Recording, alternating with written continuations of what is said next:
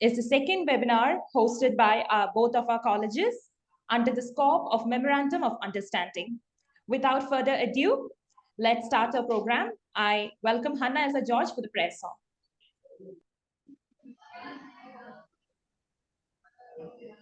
Great is thy faithfulness, O God my Father. There is no shadow of turning with thee. Thou changest not, thy compassions they fail not. As thou hast been, thou forever will be. Great is thy faithfulness, great is thy faithfulness. Morning by morning, new mercies I see. All I have needed, thou hast provided. Great is thy faithfulness, Lord, unto me. Next, I would like to invite Dr. Joby Syriac, IQAC Coordinator, Marian College, Kuttikkanam, Autonomous, for the welcome speech.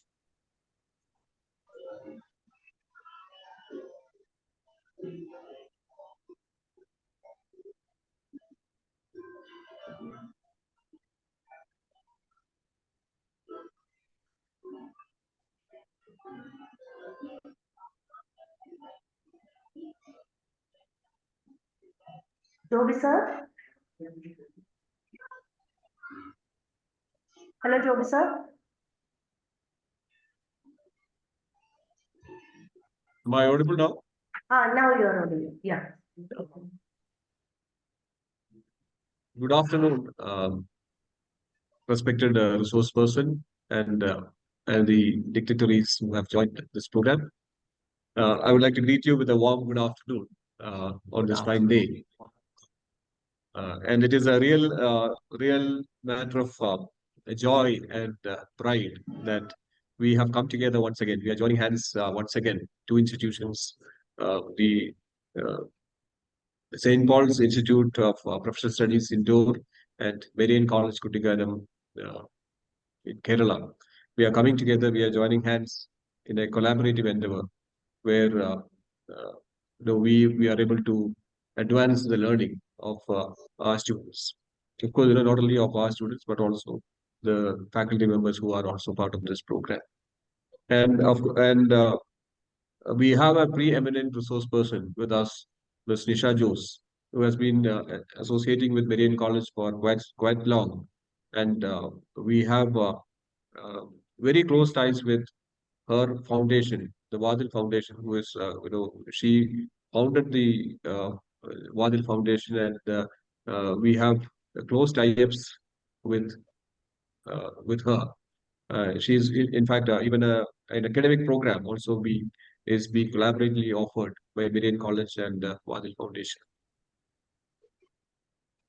So at this point, let us remember that in the context of the national education policy, it is important that institutions like ours come together and plan together and ensure that the institutional growth takes place in a very effective way.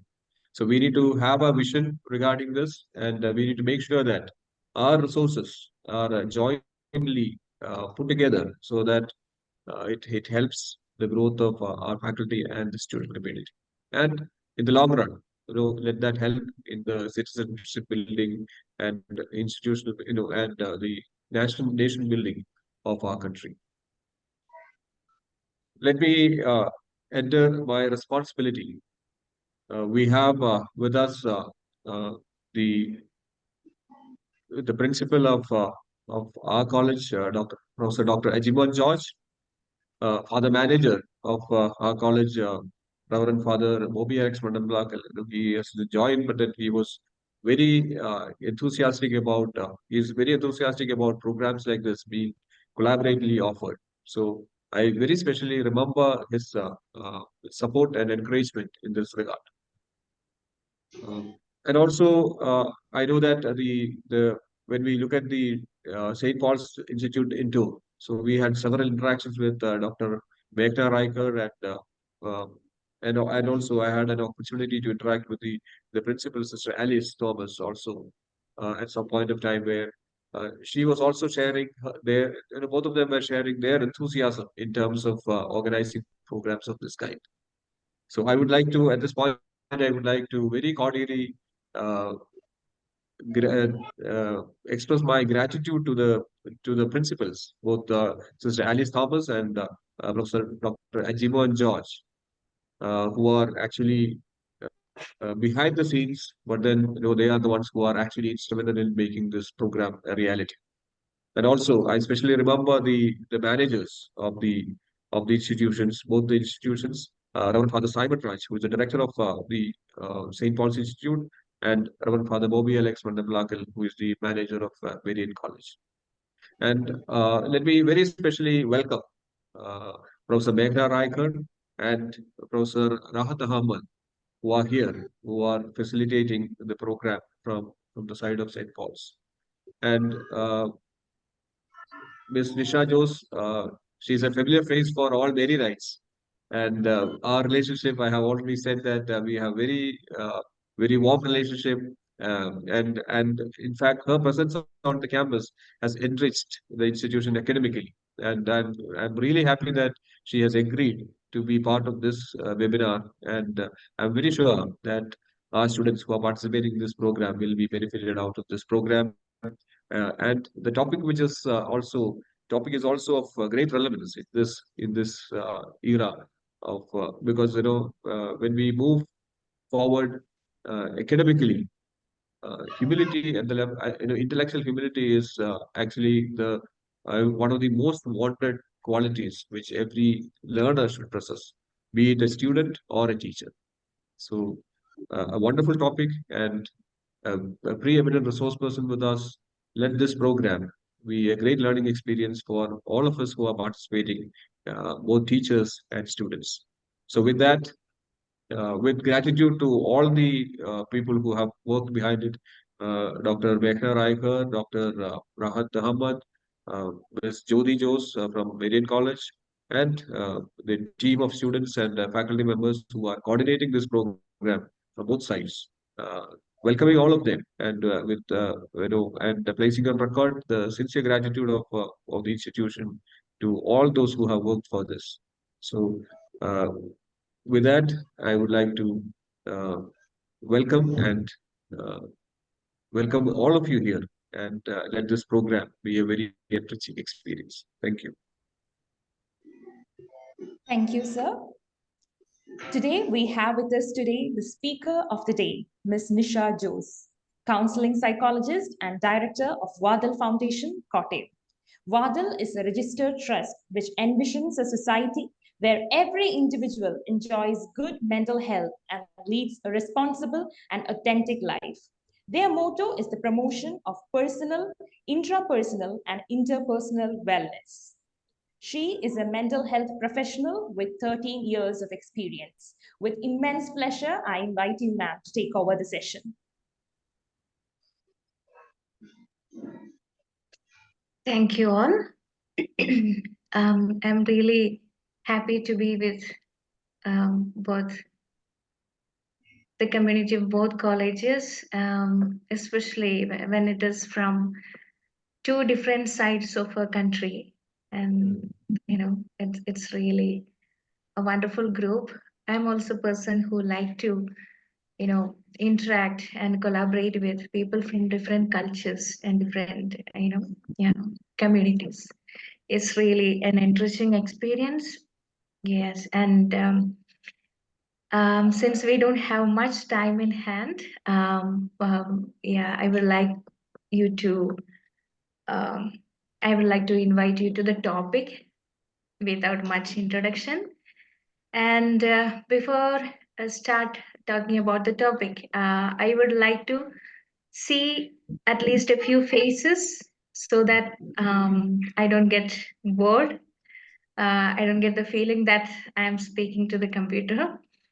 And another thing, okay, I won't force you to talk more, but I would like to get some responses in between.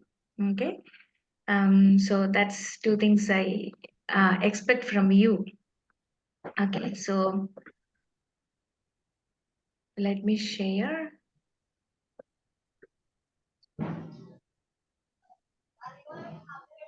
Hope it's visible. Yes.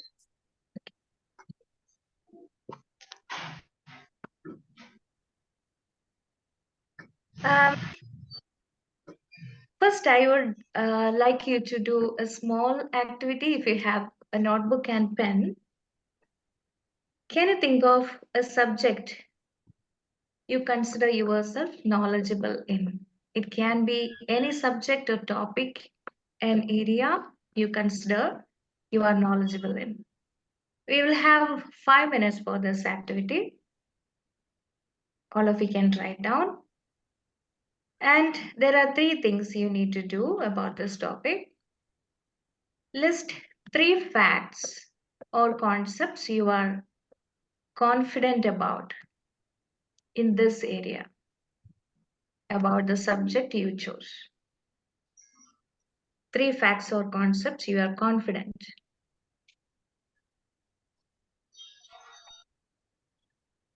Second thing, recall a recent instance where you learned something new in this area. When did you make an attempt to learn something new about this area or something to update your knowledge in this particular area? The last one, what are areas within this subject you wish to explore or know a little about? An area you are not confident about this topic or you wish to learn more about this topic.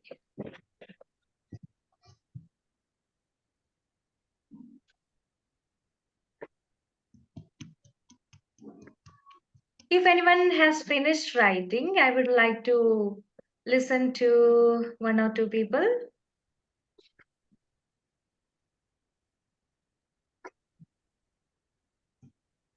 Good morning, ma'am. Good morning. Okay, so the subject I could actually think of was it wasn't like a professional subject like psychology or something because I'm knowledgeable in that, but I don't have much experience.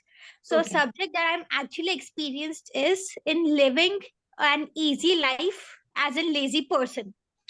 So, Okay. 3 things that I would say that I'm confident about in this area is coming up with stuff last minute because obviously I didn't get it done before, then still Okay. being optimistic that I won't, be shouted at or told that how ridiculous you are because I'm very optimistic that way because obviously I didn't get the work done. Then the third thing is acting as if I already know everything, even though I didn't get the work done. Then Okay. an instance that I can recall where I learned something new. It would be that it was very recently when I realized that if you have your mind prepared for whatever situation that comes at you, so you'll be able to face it. So it is all what it takes, whatever situation in life, it always takes just mental preparation, no matter what it is. So now I just try to prepare myself mentally for anything that could happen, a zombie apocalypse, the world coming down, anything. I'm prepared for it. Then an area which I would learn to explore more is that how to keep this attitude even in my professional life, because now I'm gonna be entering my professional life and I know it pretty well that nobody would entertain me being lazy. So I want to explore that key, how to be lazy over there as well and succeed. That's it. Interesting. Thank you, Maria. Anyone else?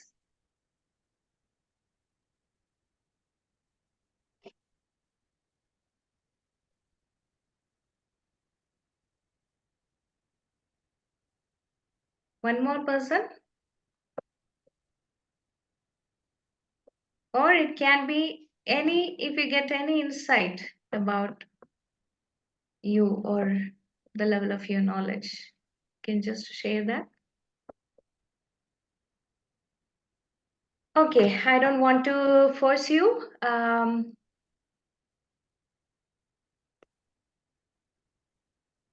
Should I wait for one more person? At least one person? It can be any insight you gain from this when you did this.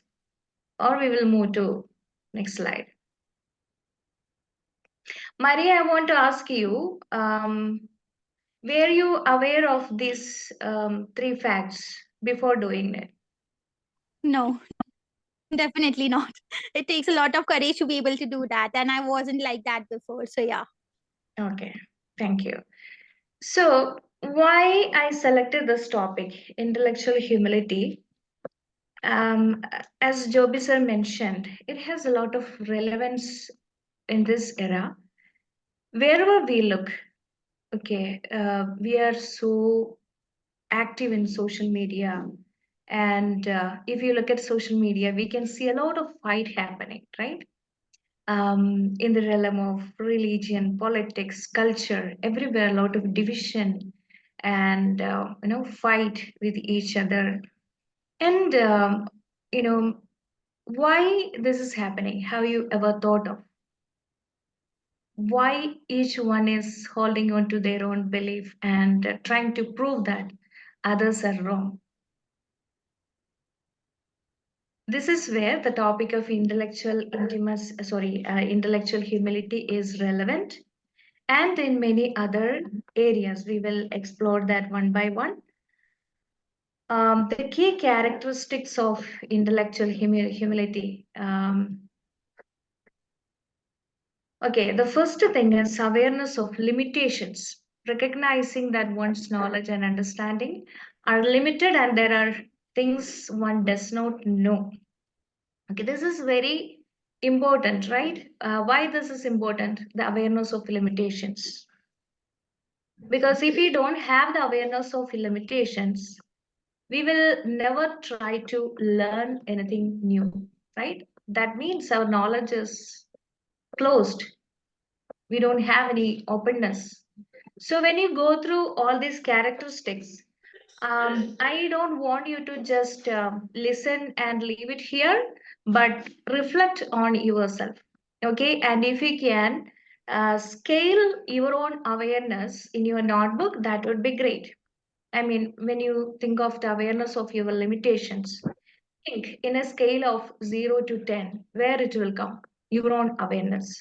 Because this intellectual humility cannot be measured by someone outside. More than that, it can be self-measured. You can measure by these characteristics, the presence of IH in yourself. So, how much you are aware of the limitations of your own knowledge? How will you check that? Do you often think, I know much about this subject? Or, do you show an attitude that I don't need anyone to teach me? I'm knowledgeable than others in this field. And openness to new ideas. This can be another characteristics by which you can measure the level of your intellectual humility. Are you open to new information, perspectives, and ideas? Imagine a situation where you are engaging in an argument with someone else.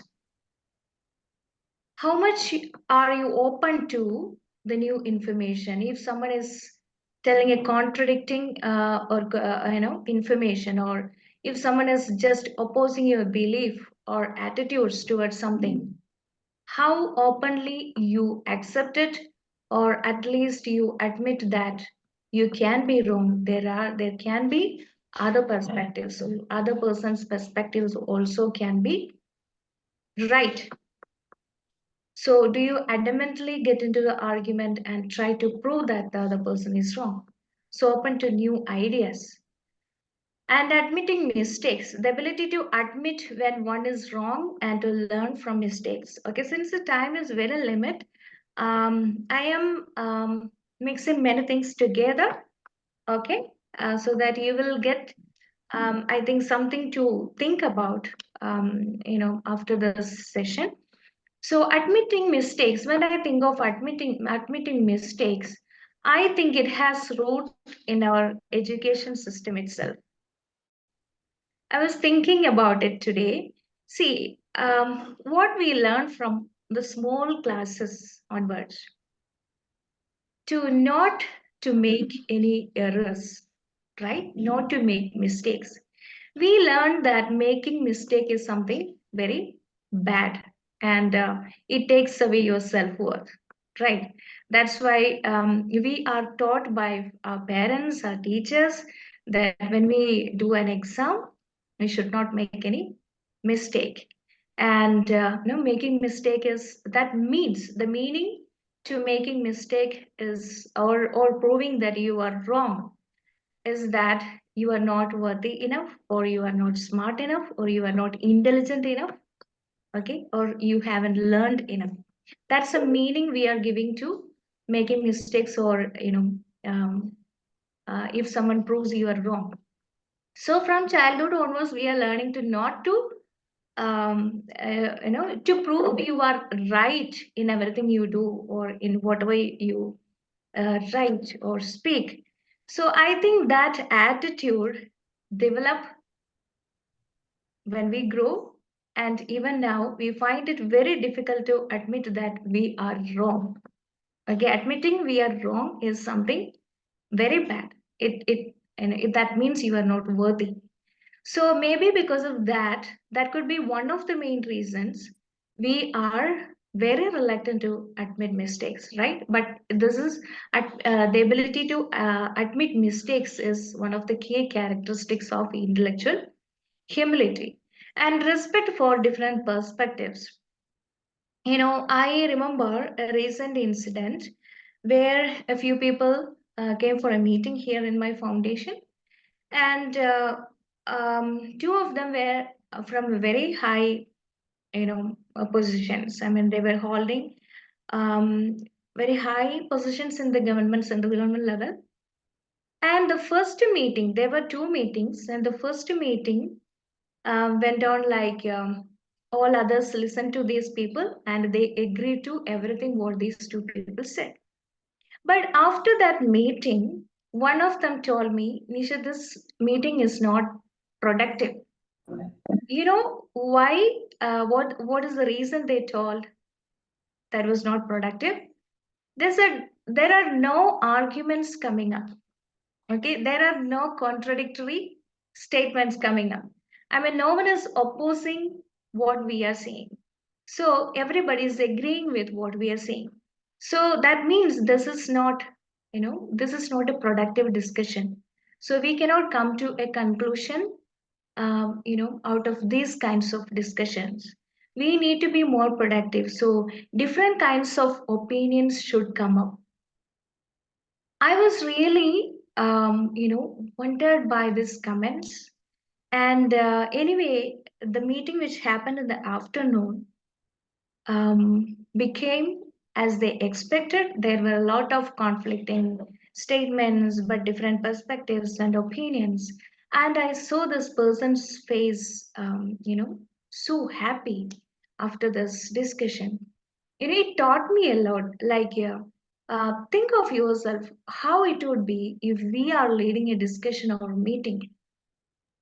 What kind of expectation we have from the discussion, whether you are professor or teacher or a leader, we expect everybody to admit to our, beliefs or our attitudes or opinions. But do you really seek for different opinions from others? Do we have that openness? you know so, and sometimes respecting different perspective means we adamantly we try to prove that, connecting to the, you can connect it to the fear of making mistakes, of a fear of being wrong. We always try to prove that we are right, sometimes adamantly try to prove that we are right. There is no respect for a different opinion or a different perspective. And a lack of egocentric thinking is another key characteristic of intellectual humility. Lack of egocentric thinking, it's also in the similar line. focusing more on finding truth and understanding rather than on being right or boosting one's ego. So again, our focus is on proving that we are right or my opinion is right. It often prevent us or block us from learning the truth. If you look at the conflicting groups or discussions happening around us in political level or in religious level or in cultural level, we can see everybody is trying to prove they are right. So nobody is trying to find the truth, right? It happens even among scientists and among students or professionals. The same attitude we can see there. There is something called the scientism. Okay, when we think that there are groups called the scientific thinkers, and I see this lack of intellectual humility in extremes groups like people or groups which has extreme religious perspectives, and at the same time it can be seen in people who hold on extremely to the scientific views. In both these groups, we can see the lack of intellectual humility. I mean, they believe that science is everything. But even there, we can see today's scientific knowledge can be updated tomorrow. Okay. What I'm telling is the postmodern view on reality is more holistic. It cannot be perceived through one perspective or one area, only through science or only through um, you know historical perspectives or only through philosophy. No, it's going to be a holistic approach. The view of reality. So when we cling to only one area and when we think what we believe or what is the existing knowledge in me is going to be the only perspective which is true, again that is preventing us from the finding the truth. So we are always, though why where it is coming from, the psychological reason can be we don't want to let go of our ego. It's coming from the lack of ego strength. We want to boost our ego and we want to um, present our image in a very positive way. So that is why lack of egocentric thinking. It's not for proving myself as right, but it is to find the truth. So to find it the truth, I can embrace different approaches. I can accept others, so perspective also can be right. So I will be engaging in searching for the truth. I will find more ways to find the truth and willingness to re-evaluate. So if we don't have intellectual humility, we will never try to re-evaluate our thinking. So we can find all these characteristics. I mean, if you think of authoritarian and authoritative characteristics of people. Okay, if you look at the authoritarian characteristics, we can see the main thing which they lack is this intellectual humility. They will be always trying to prove that they are right. They will not accept, the perspectives or opinions or attitudes or beliefs from others. There is no openness for others' opinions there. They will be holding on to their own beliefs and they try to, and they expect everybody to just obey and accept their attitudes or beliefs or opinions, right? And there are people, you might have seen it, and you also may have this problem. If you are proved wrong, you suddenly feel hurt. You make a lot of uh, problem out of it. Then you try it somehow. You get into a mode of proving yourself right. Right. And you seek all sorts of methods to prove yourself right. So if you have intellectual humility, you won't be having that problem.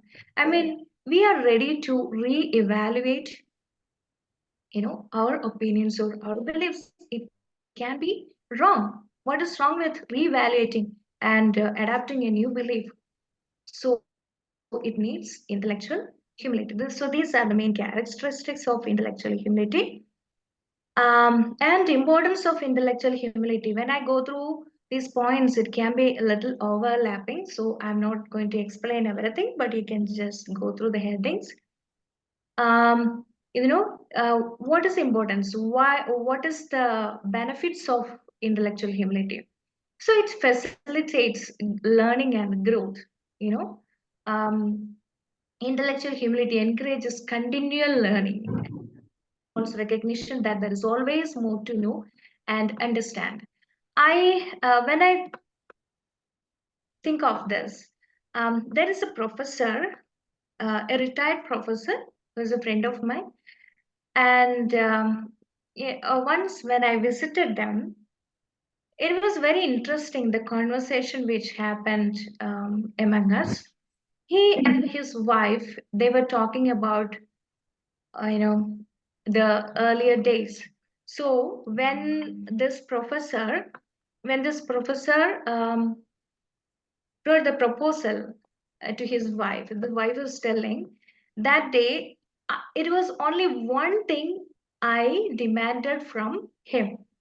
She was a fresh graduate at that time. She asked this professor, you should not ask me to study, not ask me to study anymore. This degree is enough. Graduation is, and I don't want to study anymore. And you should not ask me to study. So this professor agreed, and she said he never asked me to study anymore. At the same time, the professor said, I also asked one thing from her, and that's the only thing I asked from her. You should not tell me to not to study.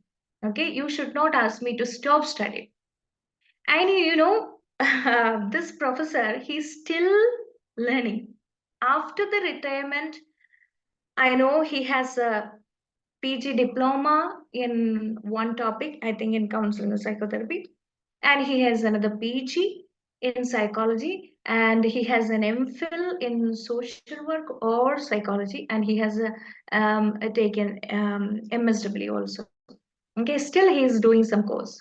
Then his wife told me, I never thought it would, continue like this forever when I gave him the permission to learn.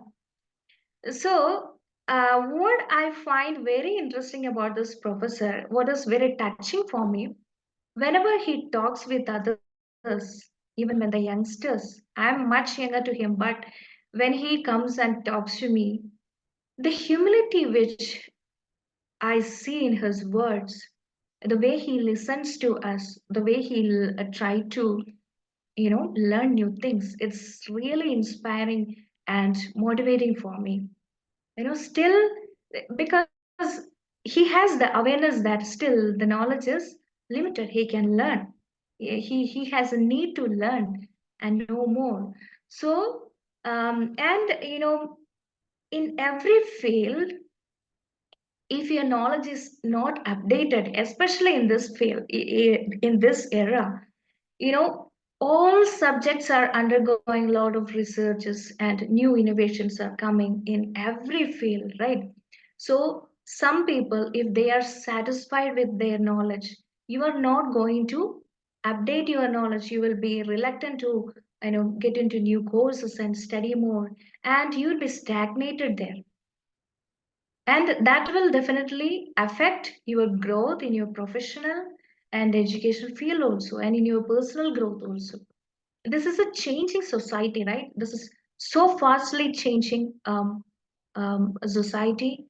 Our life is so fastly changing. Technology is changing. Our knowledge is changing. So we need to be updated. For that, the characteristics of intellectual humility, the quality of intellectual humility is a must. Otherwise, we will be stagnated. and enhances critical thinking, right? This is another important aspect. We will have a critical thinking. We will not swallow whatever we learn or whatever we hear. We will think whether this knowledge or belief is right. What are the evidences which is supporting this belief or this knowledge? What could be the evidences which is, against this knowledge? So what I can learn from it. So we will develop a critical thinking, which will help you to gain more accurate knowledge in whatever you learn or whatever you seek. And another benefit is that it improves communication and collaboration. Remember the example I told you about the meetings happen here. Often it happens the opposite. When we communicate with others, we expect them to agree with us, and if others don't agree with us, we think they are our enemies. That's why we hate them and we get into arguments, and it affects the communication. And some people, they cannot collaborate with others. They cannot, do the group works, but they will be isolated. And even see, this is not about how much knowledge you acquire from your books or academics, but if you don't have the ability to collaborate and communicate effectively and mingle easily with others, you are not going to be successful after this program, right? Whatever you learned, it's not going to benefit. You may be working as leaders in some field, or you may be going to work as project heads or company managers. Wherever you go, you need to have this ability to collaborate with others, and intellectual humility is one of the main quality. You need to collaborate with others. Otherwise, you will, reject all just opposite and contradicting perspectives, and that will affect your relationship. And you cannot make good decisions, and it will affect your teamwork. And supports effective decision making. Yeah, this is one of another benefits. So effective decision making always comes from this productive and fruitful discussions. Different perspectives should come there. Okay, and we need to acknowledge and accept if there are valuable perspectives or different opinions. Then only we will know the pros and cons of our decisions. What can go wrong, what can be right. So it help us to reach to balanced decisions, to take balanced decisions. So there also, this intellectual humility is the main aspect we need, main the quality we need. Otherwise, decision makings are going to be mere authoritative, and that is going to be often wrong. And reduces conflict. I think I don't have to explain much. It's all interconnected. When we respect others' different opinions, and when we believe others also may have different opinions, mine may be different, but it doesn't mean they are wrong or I am wrong. People can have different opinions. So when I critically analyze, if I feel others' opinion have a point, I can accept it. And if I feel this is not acceptable, okay, we don't have to accept, but we don't feel the enmity towards each other. So we don't try to prove ourselves right, as I said in the beginning, and it will avoid conflicts. The conflicts often happens when someone is trying to prove that they are wrong, and they are right, and others are wrong. So if you don't have that attitude, the conflicts is not going to happen. And how can we develop intellectual humility? The first thing is self-reflection. That's why I gave you the activity in the beginning. Regularly reflecting on one's beliefs and considering why one holds them, right? We have so many beliefs. I often question people, why do you believe it? So there are different kinds of answers coming from. Because my parents told so, or this is my community taught me, or this is how I grew up. That's why I believe it.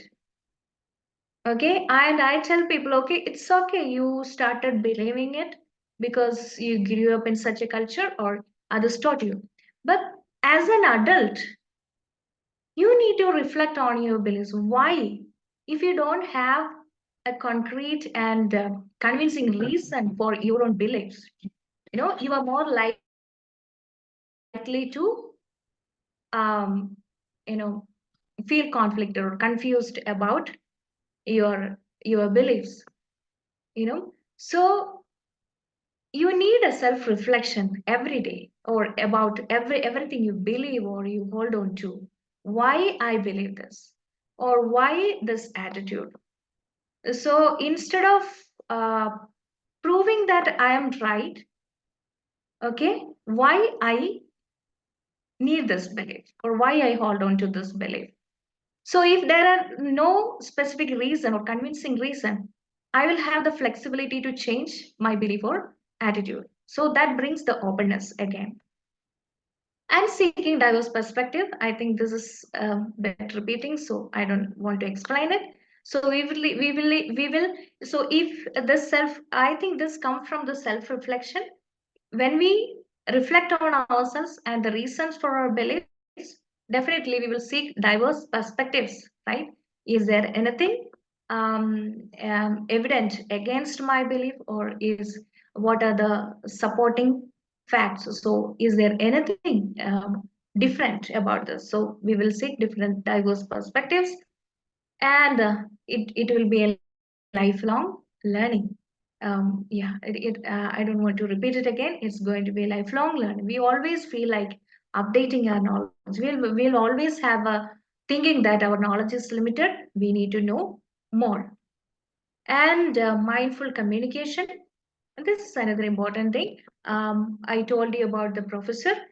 This is one thing which I really liked about him. When we listen, he actively listen. Sometimes when we listen to people, especially if when we listen to different perspectives, or if, when you sit in a meeting, we think about how we can contradict that point. We will be framing our responses to the argument or to the different points. So without doing that, so it will, if we have IH, how it is going to benefit, we will listen actively to understand. Here, the intention of listening is to understand. So it's not to frame responses. It's not to, the intention is not to contradict or trying to prove ourselves right, but to understand. That will be the difference. And embracing uncertainty. People with intellectual humility will not have a fear of uncertainty. What if my belief is going to be wrong, or what my decision is going to be wrong, or what I did is proved as wrong.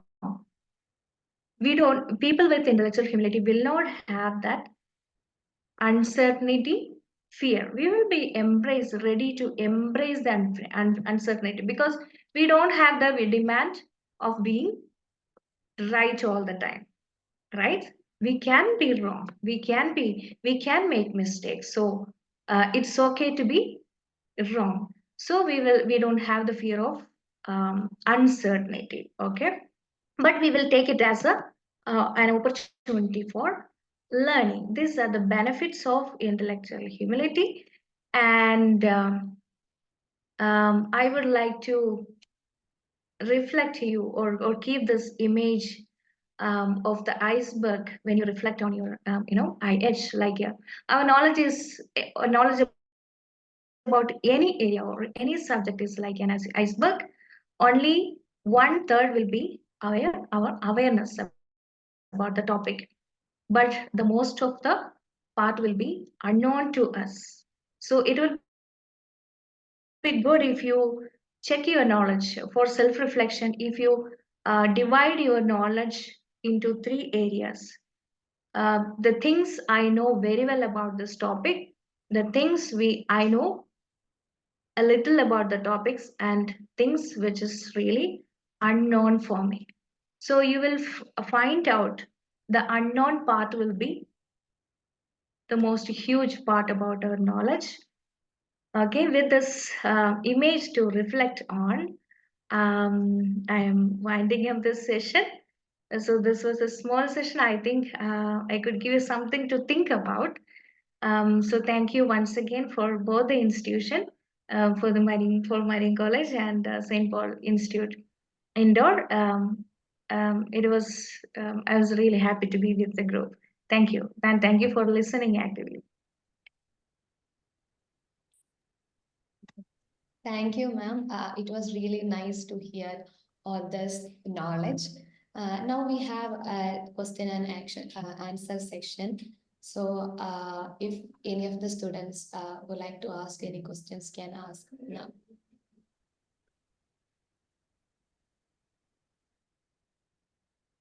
Ma'am, I have a question. Okay, please shoot. Yes, okay. Intellectual humility, as you said, it has a lot with realizing that you might be wrong at some points and not getting defensive about it. So, this thing, it comes from having a good self worth and self esteem. And in today's world, we can see that because of a lot of stressors, maybe in the family or people around you, it is really hard to, have good self esteem, to have self love. And I believe that in order to have intellectual humility, you need to be first accept yourself.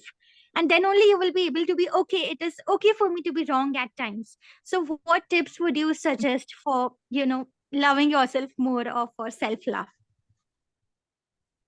Maria, I really love your question because there are two things. People often mistake the humility for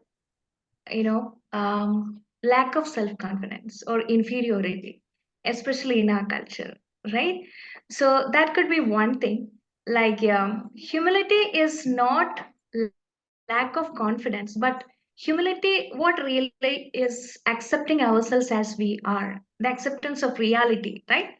We are accepting both sides. We have qualities, and at the same time, we have limitations. Okay, and I'm trying to give you the idea of difference between humility and inferiority, and the confidence and arrogance. And people often mistake, the confidence to arrogance. But confidence also is again accepting ourselves as we are, right? We are confident about the qualities we have. At the same time, we are in touch with the reality, right? So arrogance comes when we think our knowledge is perfect. We don't have any limitations there, right? So that is the difference it makes. And as you said, if we don't have enough self confidence or self esteem, it's difficult to have the intellectual humility also. Okay, so um, it's another area or another topic to talk about the self confidence. But as a basic tip, accept yourself as you are. And the main thing, I think, when we think the shortcomings make you unworthy, or make you um, unworthy, that is where the low self-esteem coming from. So that's why I told you it's okay to be wrong, it's okay to make mistake. So making mistake or being wrong doesn't make you unworthy or less perfect. So again, it's unconditional acceptance of yourself. Okay, ma'am. If Thank you that so makes much. sense.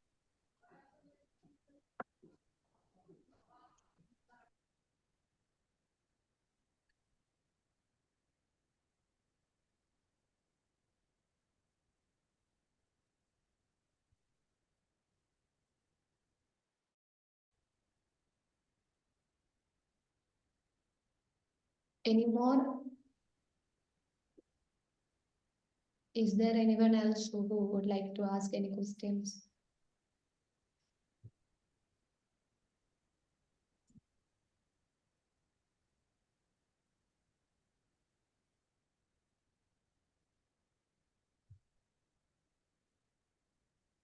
Okay, I guess there is no more or anyone is there. So let's move to the next. Now I would like to call Professor Rahat Ahmad, Head of the Department of Social Science, St. Paul's Institute of Professional Studies, Indore. I would like to call him for vote of thanks. Thank you, ma'am. Am I audible? Yes. Yes, sir, you are. Okay, thank you. So good afternoon to all the members that is on the platform of intellectual humility. On behalf of St. Paul Institute of Professional Studies, I, Professor Rahat Ahmad, take this honored opportunity to thank the director of both the colleges, principal of both the colleges, who being so intellectual, and because of them, today we all have met again. So a big thanks to the management of both the colleges. I'm really thankful to the resource person of the day, that is Miss Nisha Jose, who in such a decent and diligent manner conducted this session, being so practical. I'm really thankful to her, who really highlighted the things that you need to collaborate and you need to mingle with people if you really want to continue with good communication and other things. And I hope students have enjoyed this brief, short, simple, sweet session as well. Though they have not put up so many questions, but I believe they have really enjoyed the session. Thank you so much, madam, for your such insightful session. Thank you so much. I'm really thankful to Dr. Joby Syriac. Last year also he was in touch with us. This year also we have contacted him and his full support had been over there. Being IQAC coordinator, we can understand he might be very busy with the work and all that. In spite of all those things, he has given us that much of time. Joby Syriac sir, thanks a lot from the bottom of heart for all your coordination and other things. Then Miss Henna for her melodious prayer song, beautiful melodious prayer song. Good. It's good to begin either with a prayer or with a prayer song, and that has given a good beginning to the program, to the session as well. A very special thanks to the vibrant professors of both the colleges, that is Dr. Jyoti and Dr. Meghna Raikar, who had been in touch with each other for more than a week, I believe. And all the program has come wonderfully well under their guidance. Thanks to Dr. Jyoti and Dr. Meghna Raikar as well. Special thanks once again to all the students of both the colleges who are sitting there, I believe, in the hall or in the college or in the room, and students of St. Paul College as well. They have been very peaceful, though the program at Ayodhya, everything is going on, still they have joined the program. I'm really thankful to the students for making this program happen. Once again, a big thanks to the entire management of both the colleges, to all the faculty members, to all the staff members, to all the students. Till we meet again, stay happy, stay healthy. God bless all of us. Thank you so much. Thank you, sir. Thank you. Thank you all. Okay, thank you, Meghna ma'am. I think we can wind up the meeting. Yes, Yeah. yes, I also convey my heartfelt thanks to all your hard work and your sincere efforts, ma'am. And once again, a big thank you from me and my faculty members and my HOD for all. Thank you. Big thank you from my side. So thanks all. Take care. Be happy. We'll meet again. Thanks all. Bye, everyone. Bye-bye. Bye, everyone. Bye. Bye.